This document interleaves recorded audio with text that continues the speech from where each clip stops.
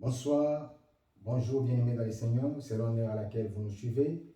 C'est votre serviteur, le pasteur Serge Dekari, du Centre missionnaire Philadelphie, Lubumbashi, extension Golfe Faustin. Alors ce soir, je voulais que nous puissions nous entretenir sur un sermon que j'ai choisi parmi tant d'autres. Il s'agit bien des sermons d'exposition ou les sermons explicatifs. C'est un type de prédication qui consiste à expliquer et à appliquer un passage spécifique de la Bible de manière détaillée et systématique.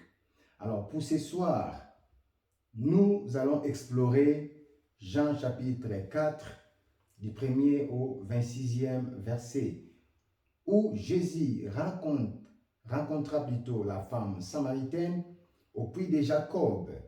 Et ces passages nous enseignent des vérités profondes sur l'adoration aussi, la grâce de Dieu et sur la mission de Jésus-Christ.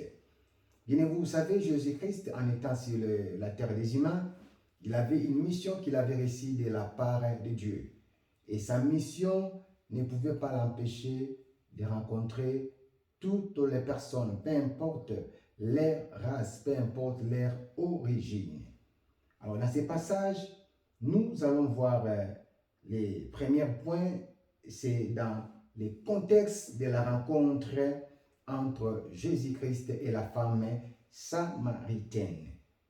Et par rapport à ce premier point, nous allons exploiter du premier verset au 6e verset. Je lis la parole de Dieu dans Jean chapitre 4, 1 à 6.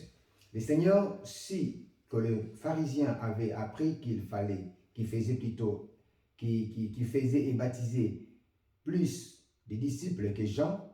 Toutefois, Jésus ne baptisait pas lui-même, mais c'était ses disciples.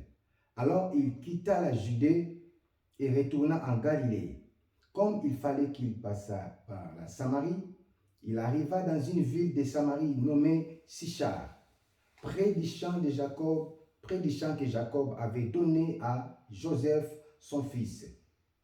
Là se trouvait le puits de Jacob. Jésus, fatigué du voyage, était assis au bord du puits.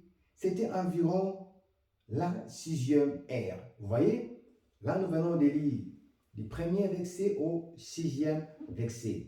Alors, quel est le contexte géographique et culturel que nous voulons explorer par rapport à ces passages dans notre sermon que nous avons appelé les sermon explicatif. Jésus, quand il a quitté la Judée pour retourner en Galilée, il devait passer par la Samarie. Vous savez quoi? Les Juifs et les Samaritains avaient des relations tendues. Quelque chose ne passait pas entre ces deux peuples. Ils étaient en discorde. Ils étaient en conflit. C'était indifférent entre les deux peuples. Ils ne s'approchaient pas l'un l'autre. Alors, ce qui rend cette rencontre déjà difficile entre Jésus et la femme samaritaine. Mais ici, nous voyons bien qu'il y a eu une rencontre où, dans le puits de Jacob, alors que c'était quelque chose qui était difficile aux yeux des hommes. Mais vous voyez ici, Jésus fit quelque chose de surprenant. Et il a engagé la conversation avec la femme samaritaine. Aucun juif ne pouvait engager la conversation avec la femme samaritaine. Mais la mission que Jésus avait reçue, c'était une mission qui lui permettait de transcender les choses humaines, qui lui permettait de transcender ce que les hommes avaient comme conflit ou différent.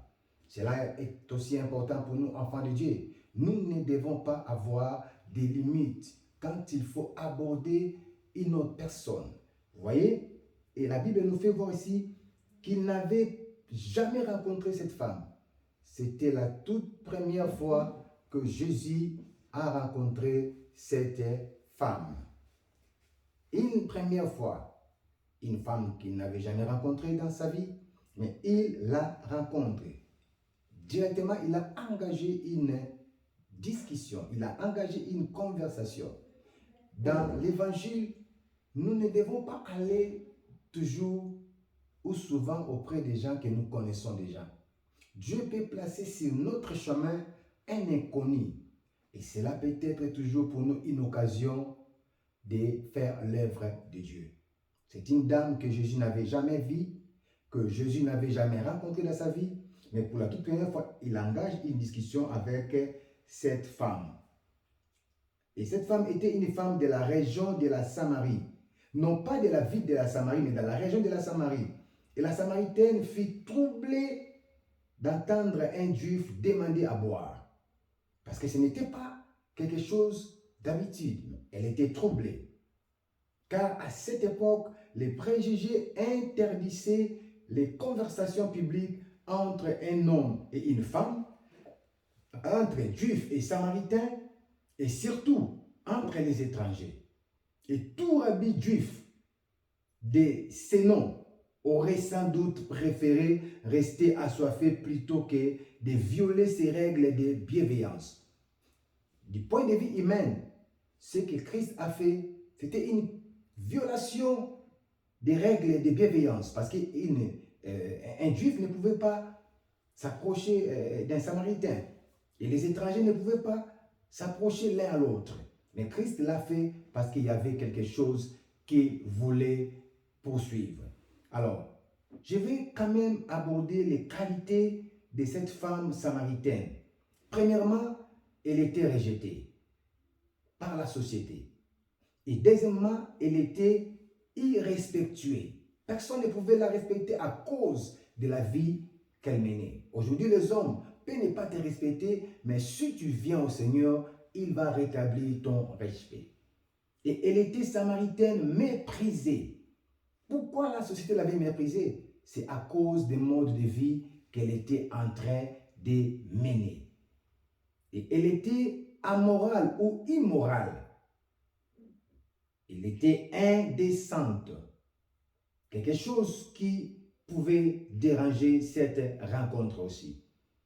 Elle était ignorante de la Seigneurie de Jésus-Christ et de l'adoration. Parce que quand elle s'est rencontrée avec le Seigneur, la femme ne connaissait pas qui était devant elle. Et la femme n'avait aucune bonne notion de véritable adoration. Dans sa tête, la notion de l'adoration qu'elle avait, c'était l'adoration qu'elle a compris ou qu'elle a apprise de ses pères, où il fallait aller sur les montagnes, aller dans les temples, aller dans les lieux. Mais ici, elle rencontre quelqu'un qui l'a appris des choses qu'elle ne connaissait pas. Toutes ces qualités montrent qu'elle avait besoin d'être comblée dans sa vie. Bien aimé, il y a des choses qui ne trompent pas. Il y a des choses qui montrent que nous avons réellement besoin de Jésus-Christ dans notre vie. Les qualités si haut citées démontraient à suffisance que cette femme était loin du royaume. Je ne sais pas ce soir ou ce matin. Si tu es loin du royaume, c'est pour toi l'occasion de t'approcher de Jésus ou de saisir l'opportunité que Jésus t'apporte de s'approcher de toi. Pour cette femme, c'était pour elle une opportunité quand le Christ s'est approché d'elle. Quand nous lisons les versets plutôt 4e, la Bible dit « Il fallait qu'il passât par la Samarie ». Qui devait passer par la Samarie?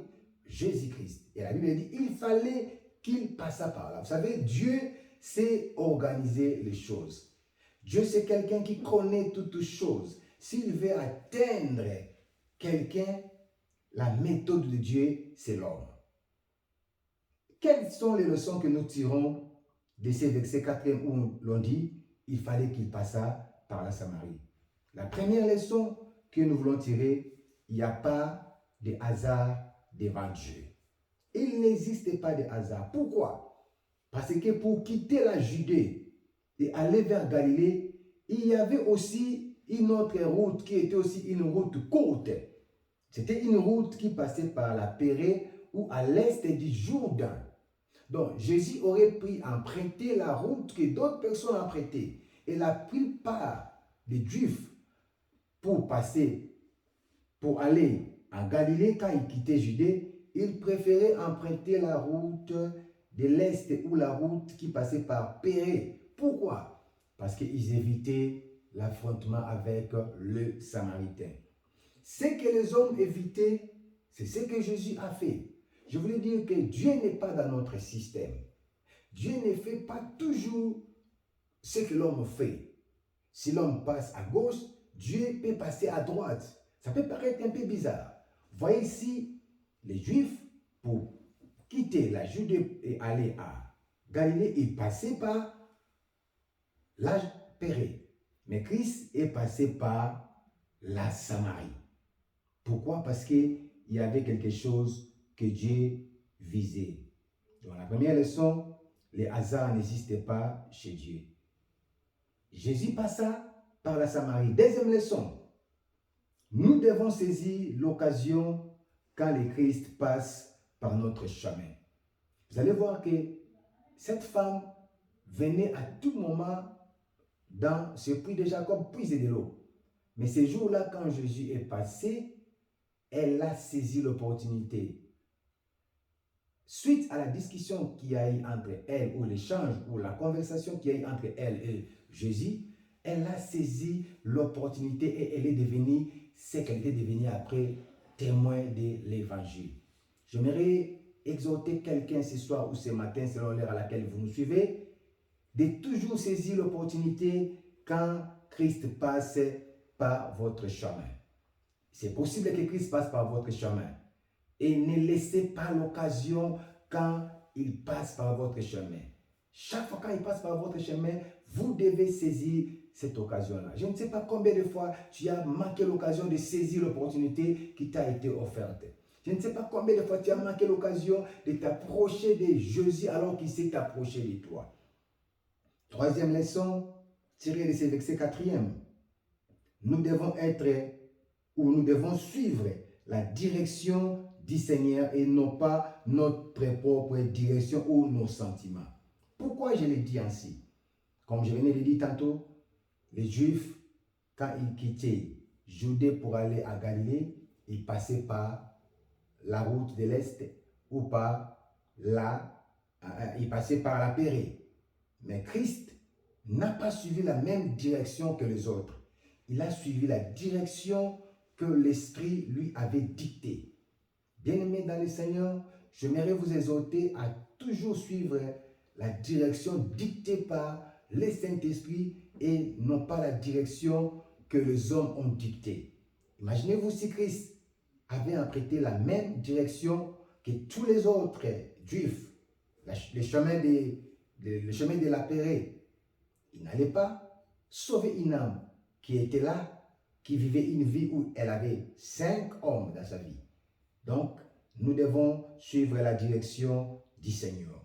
Et quatrième leçon, une vraie rencontre avec le Seigneur apporte toujours les changements dans notre vie. Je n'ai jamais vu un homme qui passe par la croix et reste le même. Une vraie rencontre, je ne parle pas de n'importe quelle rencontre. S'il y a des rencontres entre homme et homme qui n'a pas apporté quelque chose, mais la rencontre entre le Christ et son peuple apporte toujours un changement. Vous allez voir que cette femme, elle était adultère. Elle avait 5 hommes selon la révélation que le Christ a donnée. Mais la rencontre avec Christ a fait en sorte qu'elle puisse devenir témoin de l'évangile. Quand nous continuons à lire ces passages de Jean chapitre 4, nous allons voir que la Bible nous dit Jésus était fatigué et il s'est approché, il s'est arrêté sur le puits de Jacob. Je parle de la fatigue de Christ. Et 3 choses que je vais dégager par rapport à cette fatigue de Christ. 3 choses attachées à cela. La première chose, je vais parler de l'humanité de Jésus-Christ. Bien aimé, j'aimerais dire, Christ était 100% Dieu et Christ était 100% homme. Beaucoup de gens ne croient pas à cette vérité. Ils disent que non, Christ était simplement Dieu. Et les autres disent que non, Christ était simplement homme. Mais moi, j'aimerais t'affirmer ce soir ou ce matin que Christ était 100% Dieu et il était 100% homme. C'est le divin qui avait pris l'humain. Et ce n'est pas l'humain qui a pris le divin. Il était 100% Dieu et 100% homme. Et quand nous disons que Jésus était pleinement humain, C'est ce qu'on appelle l'incarnation. Le mot incarnation est fait d'un suffixe, d'une racine et d'un préfixe qui signifie dans la chair. Vous voyez? L'incarnation signifie dans la chair. Et étant dans la chair, il avait droit de se fatiguer parce qu'il avait pris le corps humain. Il avait les sentiments que les hommes avaient, mais je dois signaler qu'il n'avait pas péché. Et ce mot a toute sa force, à cause même de Jean chapitre 1er, verset 14. Et la raison d'être de son incarnation qui était de servir à la volonté de Dieu. C'est à cause de son incarnation qu'il avait pris le corps humain, et cela a fait en sorte que, dans ce contexte, qu'il puisse avoir la fatigue. Et quand l'apôtre Paul parle de l'incarnation de Jésus, il prend bien soin de ne pas dire qu'il a revêtu une nature pécheresse, comme je viens de le dire. Mais il était toujours 100% Dieu et 100% homme. Donc, quand on parle de la fatigue de Christ par rapport à ses liés, c'est parce qu'il était 100% homme et il devait se fatiguer. C'était normal. Deuxième chose attachée par rapport à cette fatigue-là, c'était les repos. Par rapport au repos, c'était l'importance des repos. Étant qu'un serviteur de Dieu, étant qu'un père de famille, étant que quelqu'un, un leader, le repos est très important. Vous voyez, Christ a fait un parcours avec les disciples, mais à un moment donné, il devait faire quoi? Il devait se reposer. Donc, j'aimerais dire que le repos est très important pour nous permettre aussi de nous rafraîchir, de nous reconstituer.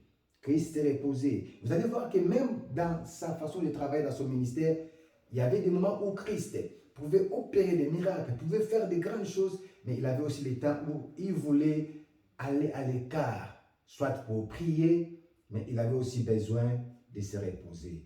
Troisième vérité attachée à cet endroit où Christ est fatigué, il s'est reposé là-bas. Je vous l'ai dit, la priorité du royaume malgré sa fatigue. Vous voyez, il était fatigué. Bon nombre de gens, quand ils sont fatigués, ils arrêtent tout. Mais j'aimerais dire à quelqu'un, Christ, même s'il est fatigué, il n'arrête pas tout. Vous voyez, s'il était fatigué, mais dans sa fatigue, il a engagé une discussion, bien une conversation avec une femme. Qu'est-ce qui est caché derrière cette vérité? La priorité du royaume malgré la fatigue. J'aimerais encourager quelqu'un, même si tu es fatigué, même si tu es abattu, mais que cela n'enlève pas en toi la priorité du royaume. Pourquoi? Parce que la nourriture de Christ était de faire la volonté de son Père. Plus il faisait la volonté de son Père, et c'est ça la nourriture qu'il consommait. Vous voyez, les disciples sont partis pour aller chercher à manger, mais lui, il est resté là-bas. Bien qu'étant fatigué, il a fait l'œuvre du royaume. J'aimerais aborder un deuxième point, toujours dans Jean chapitre 4, verset 6, où nous voyons que là se trouvait le puits de Jacob. Et c'est quoi le puits de Jacob? Ce puits de Jacob était un lieu chargé d'histoire et de signification spirituelle. C'était un lieu où les patriarches ont puisé de l'eau et où Dieu a montré sa fidélité. Donc Christ est venu se retrouver dans un lieu où les patriarches avaient, où les patriarches avaient puisé de l'eau, où il y avait déjà la fidélité de Dieu. Et quand Christ est passé par là, il a aussi manifesté la fidélité de Dieu à l'égard de cette femme. Les patriarches ont manifesté la fidélité et Christ a aussi manifesté la fidélité de Dieu. Et il existe encore aujourd'hui un puits près de Sichar, qui pourrait être le puits de Jacob, les champs que Jacob avait donnés à Joseph. Bien aimé, ce puits-là, c'était un lieu très important. Alors, quelles sont les leçons attachées à la rencontre divine autour de ce puits? Première leçon, Dieu organise des fois des lieux ordinaires, mais pour des rencontres divines. Le puits de Jacob, c'était un lieu ordinaire, où les gens venaient puiser de l'eau, et où la femme même est venue puiser de l'eau. Mais dans ces lieux ordinaires, Dieu a organisé une rencontre ordinaire. J'aimerais dire à quelqu'un, Dieu est capable de rencontrer est capable plutôt de préparer, d'organiser des rencontres spéciales, des rencontres bénies, des rencontres spécifiques pour ta vie, mais dans un lieu ordinaire. Ne néglige pas les lieux où Dieu te place. Ne néglige pas l'endroit où tu te trouves. Ne néglige pas la commune où tu te trouves. Dans un lieu ordinaire, Dieu peut organiser une rencontre divine. Qui pouvait croire que là, dans le puits de Jacob, une rencontre divine allait être manifestée ou allait être déclenchée? J'aimerais dire à quelqu'un, il y a une rencontre divine que Dieu peut organiser pour ta vie, pour ta famille, pour tes enfants, mais dans un lieu ordinaire. Donc ne néglige pas là où Dieu te place. Ne néglige pas là où tu te retrouves. Dans ce même endroit qui est ordinaire, Dieu peut organiser une rencontre divine. Deuxième leçon, sur le puits de Jacob, Dieu a toujours un jour de rendez-vous divin avec chacun de nous. Cette femme avait l'habitude de venir, j'imagine, dans ce puits pour puiser de l'eau. Parce que ce n'était pas la première fois. La Bible n'a pas commenté cela. Mais moi, j'imagine que la femme elle n'était pas pour la première fois dans ce puits-là. Ça pouvait être la énième fois. Alors, Dieu a toujours un jour particulier, un jour de rendez-vous. Aujourd'hui, ça peut être aussi pour toi ton jour de rendez-vous. Bien-aimé, cette femme ne pouvait pas s'imaginer que ces jours-là pouvaient être les jours de son rendez-vous. Si les rendez-vous humains ratent, il y a toujours le rendez-vous divin qui peut réussir. Dieu est le Dieu des rendez-vous, du donner et du recevoir. Quand on les rencontre dans un rendez-vous qu'il a planifié, quand on lui donne son cœur, et Dieu sauve la vie. Troisième vérité cachée dans ces puits de Jacob. Dans un lieu ordinaire, le spirituel peut être produit. Quel était le spirituel qui était produit? C'était la conversion de cette femme. Mais cela s'est produit où? Pas dans un lieu très beau, pas dans un lieu spectaculaire, mais dans un petit lieu, dans un endroit que peut-être les autres pouvaient négliger. Mais là, cet endroit ordinaire, c'est là où s'est produit la conversion de cette femme. Quatrième vérité de ce puits de Jacob. Les puits étaient matériels, mais Dieu veut nous donner ce qui est spirituel. Pourquoi Christ dit que non? L'eau que tu vas puiser ici, ça va tarir. Mais de l'eau que moi je te donnerai, ça ne jaillira pas jusqu'à la vie éternelle. De quelle eau Christ parlait? Il parlait de la vie éternelle. Donc j'aimerais dire que dans un puits qui était un endroit ou quelque chose de matériel, Dieu voulait donner ce qui est spirituel. Sixième leçon, le puits était un lieu de rencontre divine et de révélation spirituelle. La femme qui était venue dans le puits, elle ne connaissait pas Christ comme Messie et comme prophète. Mais quand elle a rencontré Christ, quand Christ s'est révélé à elle, ses yeux se sont ouverts. Il a dit, Seigneur, tu es le prophète. Il a reconnu Jésus doublement comme Seigneur et comme prophète. C'était où? Dans le puits de Jacob. Je me l'ai dit à quelqu'un, le puits de Jacob, c'est un lien de rencontre et un lien de révélation. Et le symbolisme de l'eau vive, c'est quoi de l'eau vive que Christ avait promis à cette femme? Le puits de Jacob symbolisait l'eau physique, mais Jésus utilise le contexte pour parler de l'eau vive qui représente la vie spirituelle et éternelle qu'il offre.